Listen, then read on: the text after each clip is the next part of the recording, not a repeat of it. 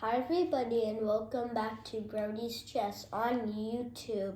So, we haven't filmed in a while. We're not going to do our bot series as usual if you've been watching our few videos. So, you can check that series out. All I do is I play bots. But today we're going to do an opener for black called the Scandinavian. And a short form is, you can just call it the Scandi. That's a short form for it. So, white responds with Oh, you want to get into it? E4. Okay. So white opens with E4. And then black's does not copy with E5, which is the most common move. They move their pawn in front of their queen up to, letting the pawn take the pawn. But if they don't take the pawn and they just push it, white has an extremely weak position because you can just attack the pawn. And the pawn has no protection and their pieces are so weak, they're only on the bottom rank. Okay. And you can't really defend the pawn. And the best thing is to do that, but that's very weak. Okay. So how should... The most common move would be moving your knight to funding. Okay, so let's say they took. White moves its pawn out, black moves its pawn out, and then white takes. What happens next? So if they take, they have a pawn. But then it might seem like a weird move. It's not the most usual thing if you have never heard of it. Moving your queen out. You might think that's weird because if you know chess really well, it's bad to move your queen out early. And usually you just want to kick the queen out, get out of our territory, I hate you. So now the knight is attacking the queen, if you can see. So then the queen would move to the side of the board and just white would move regular development. They could move their knight out. White could move their bishop or their knights. And you just continue with development. But if they castle on the queen side, they're extremely weak. Why is that? Because the queen, let's say these pieces got out. I'm just going to do it for an example. And they castled. Then I could just take the pawns and move my bishop out. And they would be extremely weak. Okay. So what would you say is a good move for white after the queen is in that position? Just try to kick it out with pawns and stuff. Okay. But if that ever happens, you could try to go here in future ideas if the knight moves and you're scared, and you could go back to this square. And then you could fianchetto your bishop, which is putting your bishop diagonal and staring at the knight. That's called a fianchetto? Yeah.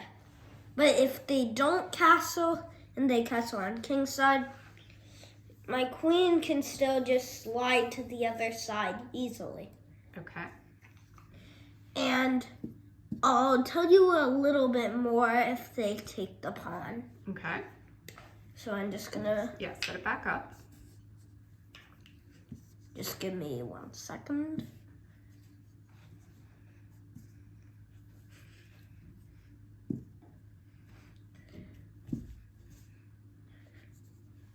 So if they...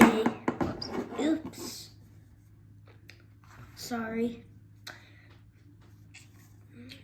So if they don't take the pawn, you move your knight out attacking the pawn. Mm-hmm.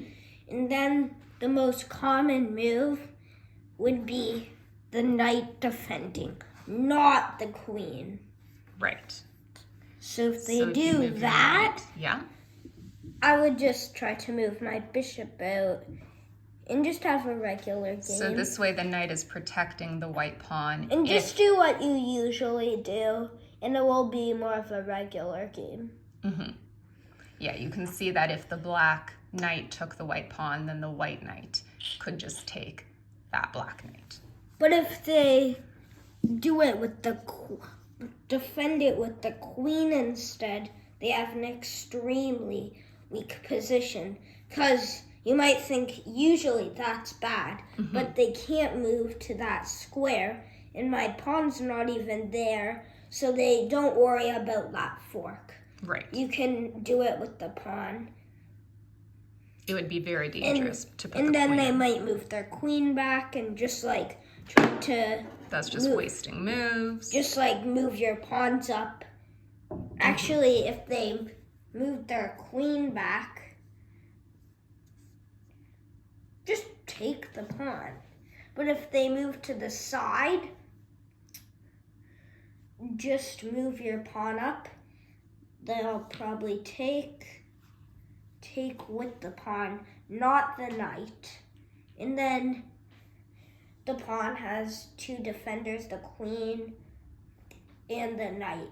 Okay. So you'll just have an extremely strong position with your pawns. So is this a common... And they don't have like their bishops or knights even out. So is this a common response that you do? Yeah. I do it pretty often, actually. If you're playing on the black side, right? Yeah. There's also other openers, which we'll cover in other videos. Okay. So in summary, what are some tips you give people if they're playing with black and want to do the Scandinavian?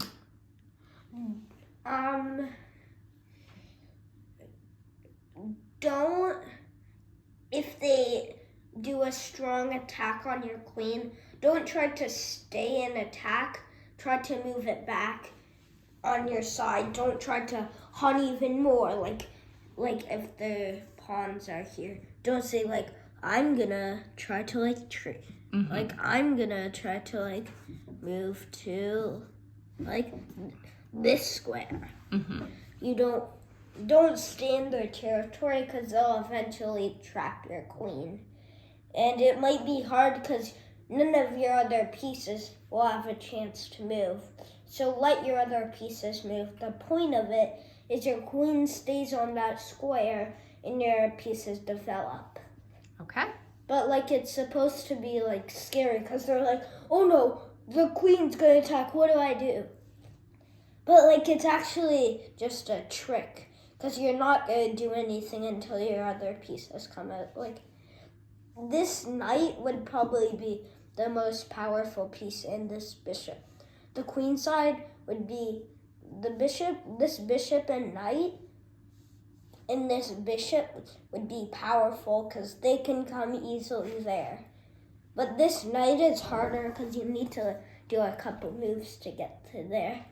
So like these three pieces work really good with that attack. Okay, good to know. So, if people liked your video, what should they do?